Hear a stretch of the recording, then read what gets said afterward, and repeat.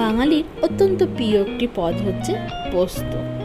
সে যে পোস্তই হোক না কেন, আলু পোস্ত, ঝিঙে পোস্ত, পটল পোস্ত, ডাঁটা পোস্ত, সব পোস্ততেই বাঙালির কিন্তু জিভে জল চলে আসে।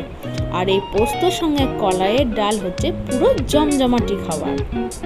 তাই আজকে তোমাদের সাথে আমি নিরামিষ পোস্তর তরকারি শেয়ার করছি। প্রথমে ডুমো ডুমো করে আলুটা কেটে নিয়েছি। কড়াইয়ে সর্ষের তেল দিয়ে, তেলটা যখন গরম হয়েছে পাঁচ ফোড়ন দিয়ে, পাঁচ ফোড়নটা যখন একটু ভাজা ভাজা হয়ে গেছে তখন আমি আলুগুলো দিয়ে খুব ভালো করে আলুগুলো আমি নাড়াচাড়া করতে লাগলাম। আলুটা যখন খুব ভালো করে নাড়াচাড়া হয়ে গেছে তখন আমি পরিমাণ মতন লবণ দিয়ে দিলাম। লবণটা দেওয়ার পরও আলুগুলো খুব ভালো করে নাড়াচাড়া করে নিলাম।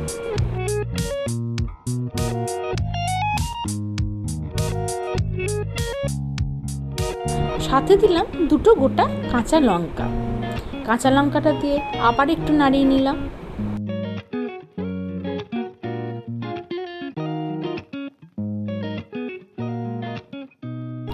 আলুটা একটু ভাজা ভাজা করে নিলে পোস্ত তরকারিটা খেতে কিন্তু খুব ভালো হয়। সেই কারণে তোমরাও একটু ভাজা ভাজা করে নেবে আলুটাকে। আলুটা যখন ভাজা ভাজা হয়ে গেছে তখন পরিমাণ মতন জল দিয়ে আলুটা সেদ্ধ হওয়ার জন্য আমি ঢাকা দিয়ে দিয়েছি। অন্যদিকে পোস্তটা বেটে নিচ্ছি। সেই জন্য মিক্সির জারে পোস্ত আর 4টে কাঁচা লঙ্কা দিয়ে আমি ভালো করে পেস্ট করে নিচ্ছি। এইদিকে আবার ঢাকাটা খুলে দেখে নিচ্ছি আলুটা আমাদের সেদ্ধ হয়েছে কিনা। আলুটা খুব ভালো সেদ্ধ হয়ে গেছে, দেখো তোমাদেরকে দেখিয়েও দিচ্ছি।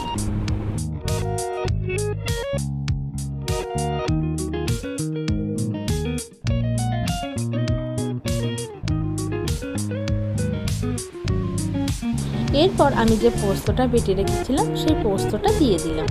আর মিক্সির জারে আর একটু জল দিয়ে সেই মিক্সির জারের জলটাও আমি কড়াইয়ে দিয়ে দিলাম। দেওয়ার পর খুব ভালো করে নাড়াচাড়া করে নিতে হবে।